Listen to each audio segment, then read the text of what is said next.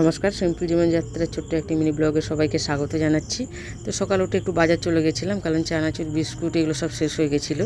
তো সমস্ত কিছু বাজার করে নিয়ে এসে তো সব কেটে কুটে ডিব্বার মধ্যে ঢুকিয়ে চলে গেছিলাম স্নান করতে। তো স্নান করে এসে ঠাকুরটাকে পুজো দিয়ে দিলাম। মা ওইদিকে রান্নাবান্না করছে। তো এই যে গাছে কয়েকটা কত সুন্দর সুন্দর এখন টগর ফুল ফুটো, ওই ফুল তুলেই পুজো দিয়ে দিই, কারণ ফুল তো পাওয়া এখানে প্রচুর সমস্যা। তো দিয়ে খাওয়া দাওয়া করে একটু রেস্ট করছিলাম। তারপর উঠে বিকেল রান্না বসিয়ে দিলাম, কারণ সন্ধ্যাবেলায় আবার বাজারে যাব।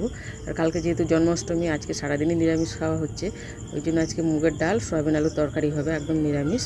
তো ওদিকে সয়াবিন আলু একদম সমস্ত মশলাপাতি দিয়ে তুলে দিয়েছি, আদা জিরে বাটা দিয়ে রান্না করেছিলাম। তো দেখো সমস্ত রান্নাবান্না হয়ে গেছে, মুগের ডাল হয়েছে, সয়াবিন আলু হয়েছে, ভাত হয়েছে, আর ওইদিকে রুটি। তো সমস্ত রান্নাবান্না করে সন্ধ্যার সময় একটু বাজারে গেছিলাম, কালকে যেহেতু জন্মাষ্টমী তার জন্য টুকিটাকি বাজার করতে। এখনও কিছু বাজার করতে হবে, কালকে রাতে পুজো, তো যতটা পেরেছি আজকে টুকিটাকি বাজার করে নিয়েছি।